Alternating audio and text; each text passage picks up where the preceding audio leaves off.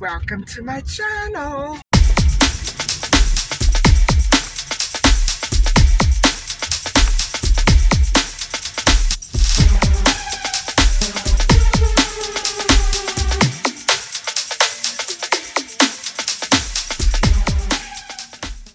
Hi guys, I'm having a real crisis.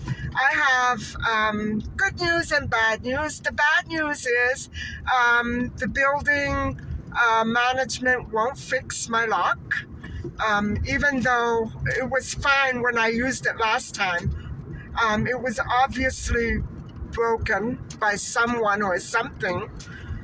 So the good news is I am going to, I just managed to get a hold of a locksmith and he'll be here within the hour. So I'm going to wait for him and thank God, because my mail is going to come tomorrow morning and I don't have a lock. So more money down the drain. But I'd rather give it to a locksmith who's going to do the job than to building personnel who probably let people in to break it in the first place. So anyway, I guess I'll see you a little later. I'll give you an update, of course. And I should be online talking to you, but I'm not. I'm going for my walk after that, so it's going to be a long stretch. Shopping and calling the locksmith because when I asked, I came back from shopping and I asked, well, are they going to fix it? Oh no, you have to give us money. And I said, okay, I'll call a locksmith, because I don't want them to go and buy a lock and then they hand me the key. That's not happening. Not after all my Visa cards and donation receipts went missing. No, not from, no. So what they did was they changed the mailbox. Instead of having me try to fix the one that I spent hundreds of dollars on, they took it away, the mailbox lock, and they gave me a new one because they didn't want the guy who's coming to fix it to see what happened to it. That's why they took it away. And if they think I'm going to pay for that new one, they've got another thing coming. I'm not paying for it. I don't want it. I gave them the key back, and I'm waiting for the locksmith. I don't know what's going to happen, because if he can't fix it, I have to call, I have to get him to come back and bring a new, like if he can't change it today, I have to get him to come back and, change it again. I don't want a lock that they put in. No way. I'm not that. You know what I mean? My mom and I have lived here for 30 years, and we've changed the locks a couple of times since my father passed away, and we've never gone to management. We've always done it ourselves, and I'm going to continue to do that. The only thing is, I'm not used to doing it every other year. Somebody keeps coming in, and look at how bent. The year that my mom passed away, the same thing happened. Mail was going missing, and somebody obviously had my mom's key. So I had it changed. So when that person came back to get my mail, they stuck it in, okay? Obviously, this is what happened to the key that they put in. And when I went to put my new key in, it came out like that because they damaged it. So I had to go to the other key, and then it worked. For 2 more years, it worked. Excuse me. Until today, when I opened it, I couldn't get my key out, and the whole thing collapsed. So, this is why I'm not getting back to you. on your comments today because I'm out doing this. And it turned out to be a nice day. I want to go for a walk. I don't want to sit around here, taking care of BS. It's unbelievable the things that I have to put up with. And, it won't change. My mail is going to continue to go missing. People are going to continue to come here and stick the wrong key in my mailbox. And no, you know, I don't understand this. I'm going to have to put a cover on it or something because maybe people are going there by mistake, but I don't think so because I've had mail going missing in the past. Mail that's been opened and put back. Um, you know, I don't understand this. So, you know, I really, I don't understand. Why can't I just have a nice, normal life? Hi, guys.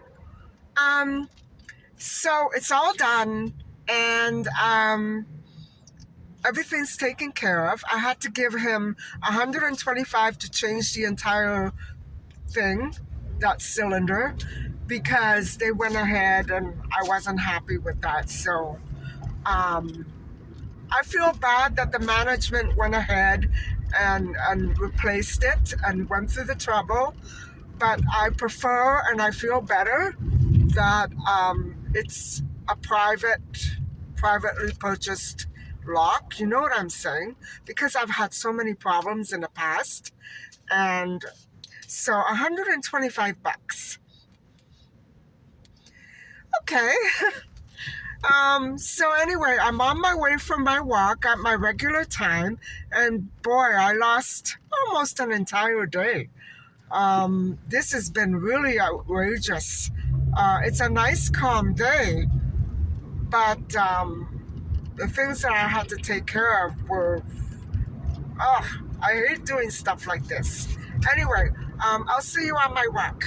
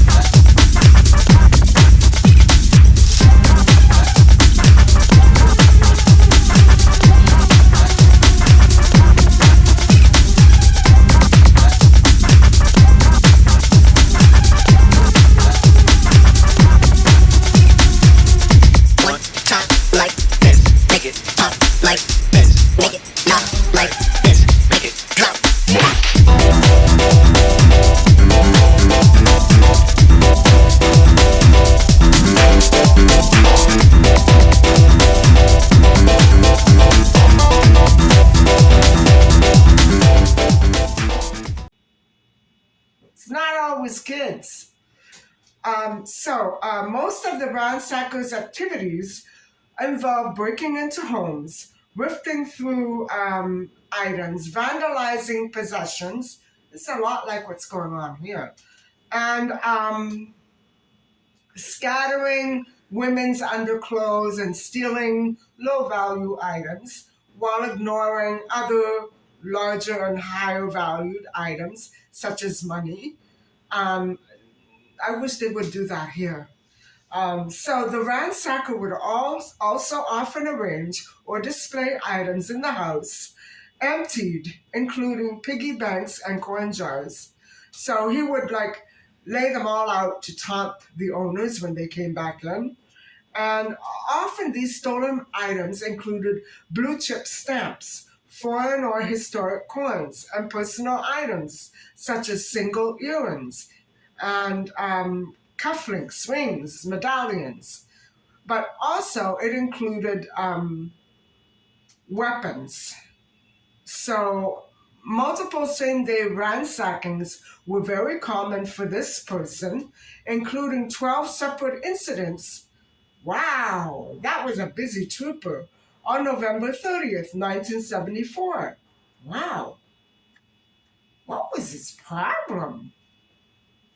Um, Common patterns of the burglaries included climbing fences, moving through established routes like parks and walkways, ditches, trails, attempting to open multiple points of entry at a house like windows and leaving them open, especially windows, as well as the garage, house garden doors, and moving window screens onto beds or into bedrooms, placing warning items like dishes and stacked dishes and bottles against doors, um, and wearing gloves.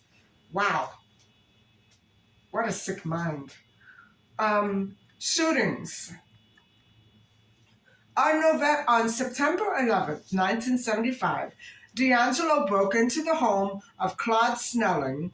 This would have been his second murder in 1975. And Claude Snelling was a journalism professor at the college campus, near at the local college campus. And so that night, Claude had just previously chased a prowler away from his daughter's window. And so it was obviously a strange man. On that same night, February 5th, 1975, oh, wait a minute. Wow, this is not clear. Okay, so it was in September that he saw the man under his daughter's window, and it was on February 5th, 1975. Yeah, there's a typo in this article. Drat, it always gets me. Um, I should have said 1974, September 11th, he saw the guy under the window. In 1975, February 5th, he was awakened by strange noises, and upon leaving his bedroom, Snelling ran through an open back door. He saw it open. He ran through it. He confronted a ski-masked intruder in his car, attempting to kidnap his daughter. So he was in the process of kidnapping Snelling's daughter, whose name was Beth, and Claude Snelling, was shot twice, and he staggered back into the house and died. After the shooting, the assailant fled, and he fled, left. Okay, so he didn't leave in his own car. He left the car parked by. I don't understand how he was going to attempt to do that with a bicycle. How was he going to kidnap a girl with a bicycle?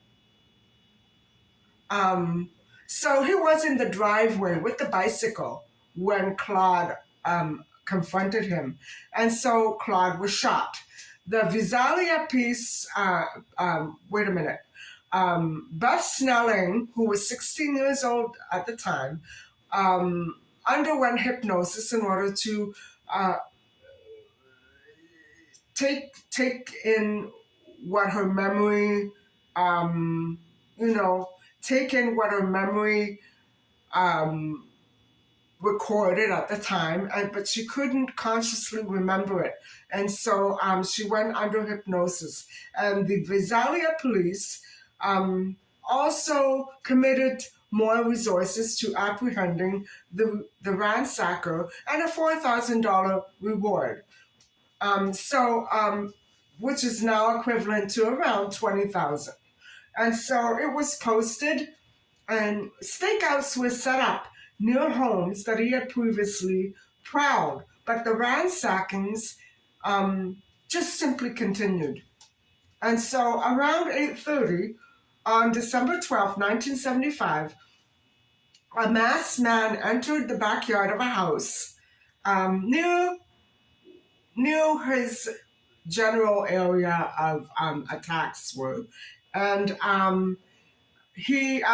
a detective was waiting inside for him inside the garage, and so the suspect screamed. He removed his mask and he surrendered. But then, guys, what happened was he suddenly shot, and he shot at the flashlight, which was close to the detective's face, and he fled. He got away. He escaped, and it was so unexpected that he got away. Nearby officers rushed to aid the detective, and the shooter escaped. Items collected as evidence included the flashlight, tennis shoe tracks, dropped loot, and blue chip stamps, and a sock full of coins. It's so childish. He never grew up, guys. You see, he never grew up. You can tell he never grew up. Okay, the East Area Attacker, 1976 to 1979, 3 years. DeAngelo moved to the Sacramento area in '76, where his crimes escalated from burglary to physical attacks. The crimes centered on the areas of Carmichael, Citrus Heights, and Rancho Cordova, east of Sacramento. His method was to stalk neighborhoods at night in search of women who were alone in one-story homes. Wow, how easy is that? What a creepy person. And usually near a school, a creek, trail, or other open spaces that would provide a quick escape and hiding, a quick place to hide. So, wow. Wow. I'm almost speechless. He was seen a number of times, but always successfully escaped. On one occasion, he shot and seriously wounded a young person who was trying to go after him. Wow. Most victims had seen or heard a prowler on their property before the attack, the initial physical attack occurred. And so they had experienced it many times, and they were being stopped. And so many had experienced break-ins. Police, just like I do here. And according to everybody, I'm the only one. Police believed that the offender would conduct extensive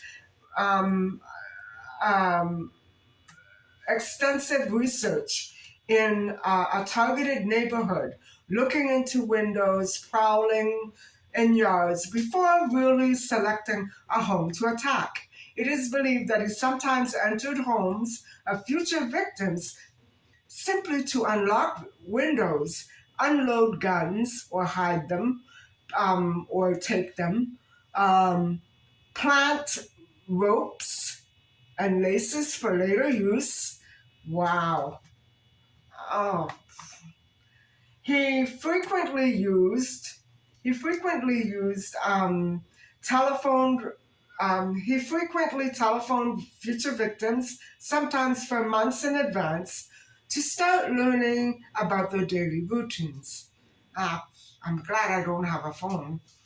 Um, Although DeAngelo originally targeted women alone in their homes or with children, he eventually moved on to attacking couples. And so this change in method is believed to be a direct result of media reports mistakenly um, uh,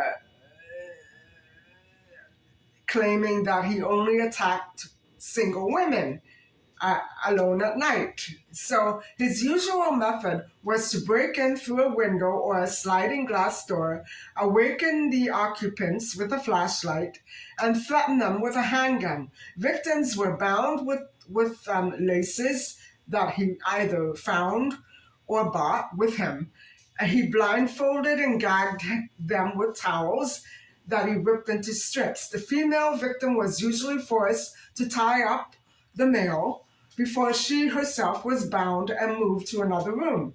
And so the bindings were quite tight, and it really it brought on numbness. And so he separated the couples and stacked dishes on top of the male's back and threatened to kill everyone if he heard anything rattle. Oh my God, what a monster, eh?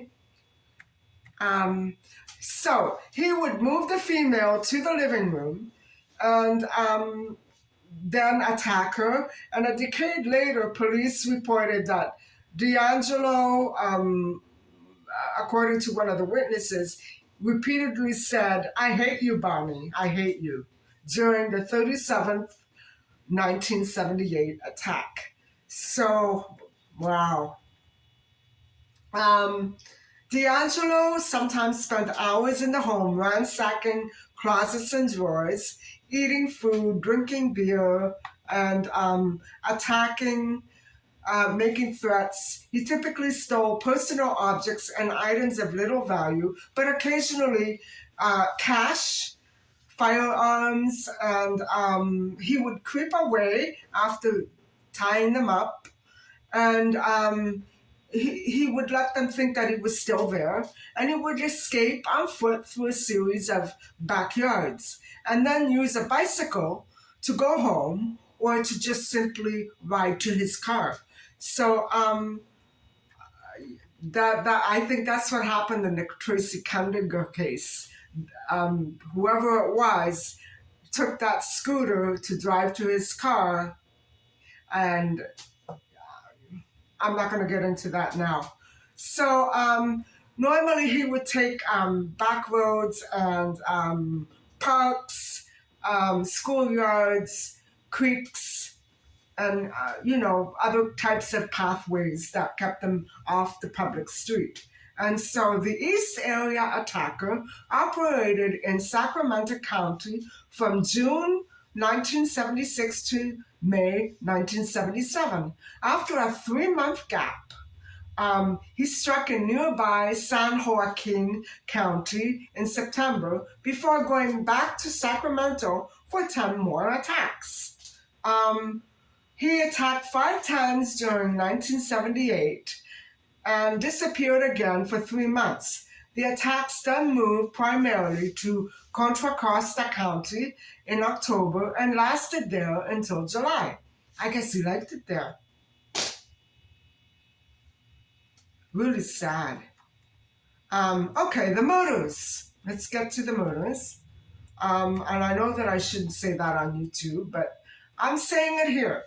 A young Sacramento couple, Brian, a military policeman at an Air Force base, and his wife Katie were walking their dog in the Rancho Cordova area from February 2nd, 1978, near where 5 East Area attacks had occurred. The couple fled after a confrontation in the street, but were chased down and shot to death.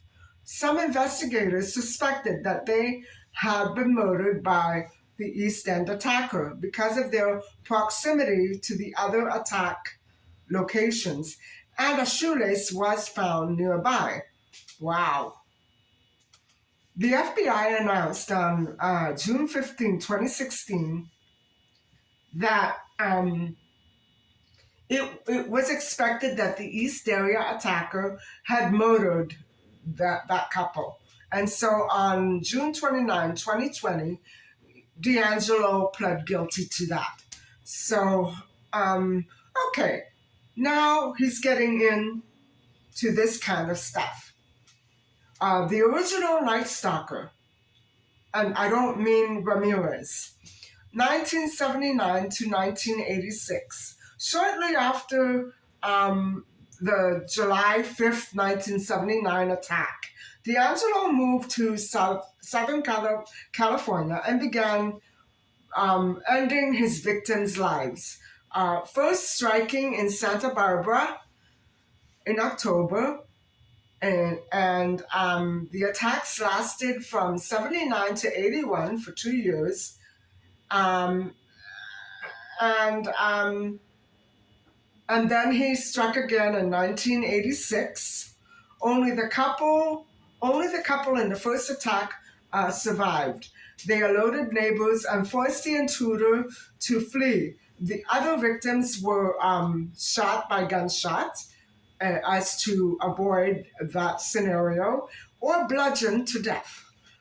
Since DeAngelo was not linked to these crimes for decades, he was known as the unidentified Night Stalker in the area before being renamed the original Night Stalker after Richard Ramirez received the high honors of that identity. And I don't want to go into that. That was a horrific. I don't want to go into that one. So anyway, in October of that year, 1979, an intruder broke in and tied up a Goleta couple, and they were alarmed when they heard him say, "I'll kill them." And the man and woman tried to escape when he left the room, and the woman screamed. Realizing that the alarm had been raised, the intruder fled on the bicycle. A neighbor, an FBI agent, responded to the noise and pursued the perpetrator, who abandoned the bicycle and a knife and escaped on foot through local backyards. The attack was later linked to the Offerman Manning murders by shoe prints and twine used to bind the victims. Wow.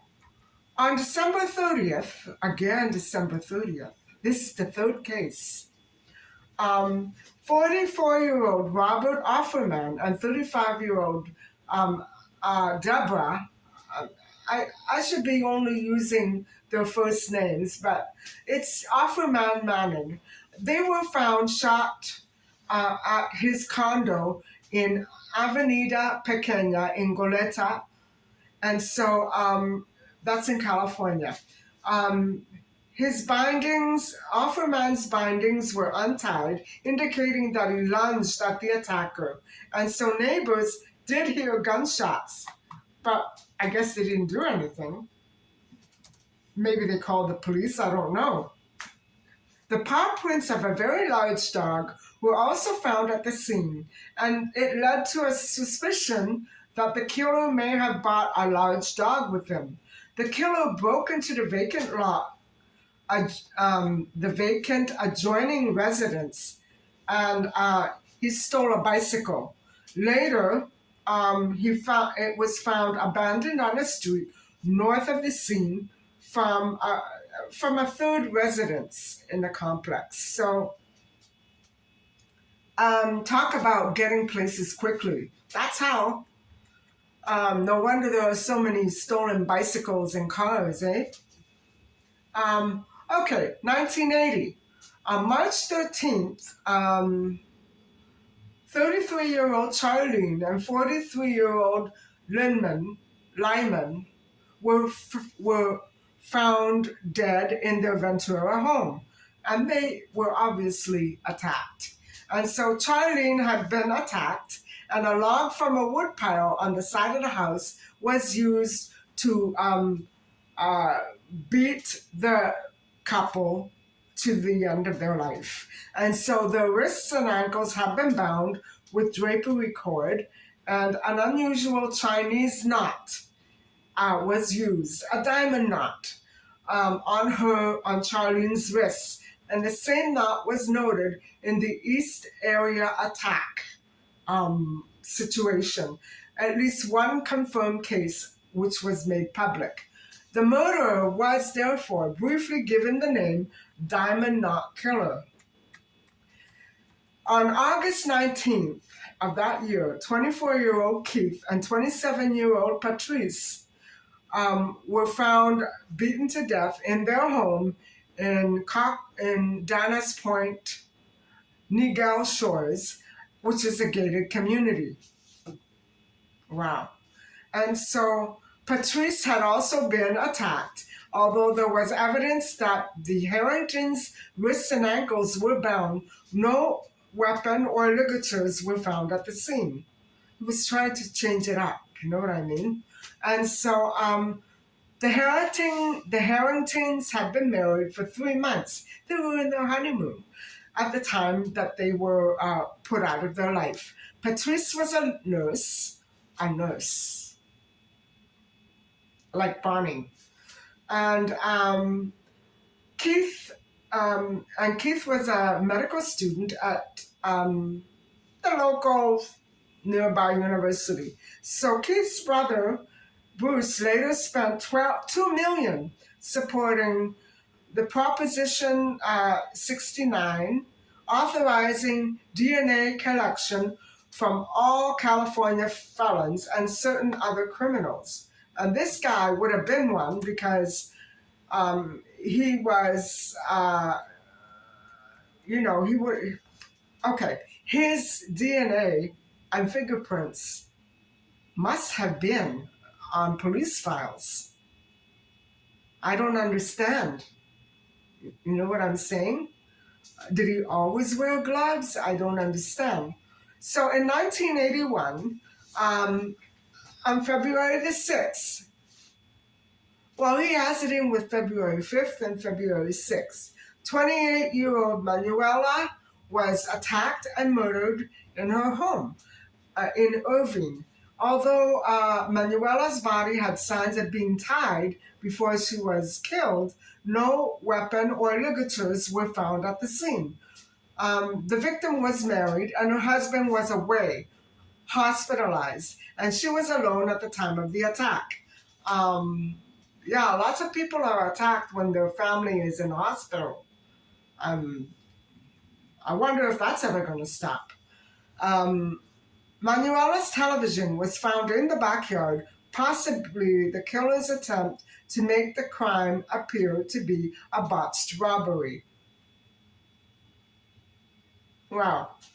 On July 27th, 35-year-old Shen and 27-year-old Sherry, not Shen, 35-year-old Sherry and 27-year-old Gregory became, it's always a younger man and an older woman. They were the next 10th and 11th victims, and they were both attacked in Sherry's residence in Goleta, several blocks south of Offerman's condo. So Sherry was living there temporarily, but it's so weird that she was only there temporary. It was owned by a relative and actually up for sale. So the offender entered the house through a small bathroom window. Gregory Sanchez had not been tied, and he was shot and wounded in the cheek before being beaten to death with a garden tool. Okay, this guy, he was a police officer. Some believe that Gregory may have realized what he was dealing with that world famous criminal, that was known for being a ransacker and a night stalker and an attacker. And he realized it was probably him. And he tried to tackle the killer rather than be tied up again. Again, no neighbors responded to the gunshot. And so Gregory's head was covered with clothes pulled from the closet, and Sherry was attacked and also killed. Bruises on her wrists and ankles indicated that she had been tied, although the restraints were missing. A piece of shipping twine was found near the bed, and fibers from an unknown source, a source that they could not figure out, were scattered over her body. Authorities believe that the attacker may have worked as a painter or in a similar job at the nearby shopping center. So on May 4th, 1986, 18-year-old Janelle was found dead after being attacked and beaten in her urban home. Her family was on vacation at the time of the attack, and a pipe wrench, which was reported missing by the family, was thought to be the actual murder weapon. Initially, investigators in other jurisdictions did not think the California murders were connected. And indeed, they don't all sound similar. A Sacramento detective strongly believed that the East End attacker was responsible for the Goleta attacks, but the Santa Barbara County thought that it was a local career criminal who was later murdered. Um, Unaware of the Goleta murders, local police in surrounding jurisdictions followed false leads related to men who were close to the female victims. That's unfortunate. One person later cleared was charged with two of the murders. Many years later, the cases were linked almost entirely by DNA testing. It's like what happened with Christine Jessup. So, guys, that is the end. I can't believe I got through 12 pages of notes. And so, we want to know who he was. Who was this person? And he managed to fool his wife and his daughters. Every time that he went out on these rampages, he would have a wonderful explanation, a perfectly plausible one. And of course, they never saw his car because he rode to every scene. Guys, how is it that a police officer gets to be this bad? And it was noted that he wrote to his victims quite a bit. And I'm not going over that, but he did go on about Bonnie and his sixth grade teacher who humiliated him. And you know, she embarrassed him and shamed him and filled him with guilt. I don't know if it was that or the father's very tough way of handling child discipline. I don't know which was worse. And so when you have teachers and adults dealing with children in a criminal way, it turns them into monsters. And this is why I think all those serial killers that are behind bars, they all have a sob story. And they know what they did was wrong. And that doesn't excuse them, but they were never given a break as a child. So it's sad that they have to go through life being beaten up like that. I mean that in a figurative and literal sense. It's very sad that we know how to prevent this from happening, and we don't. We don't. Anyway, guys, that is the story of Joseph James DeAngelo Jr. And in the next episode, I will explain why this story is so important to another high profile case that is going on at the moment. It's got everybody on the edge of their seats. And so, thank you very much for listening and watching. And please don't forget to like and subscribe. Bye for now.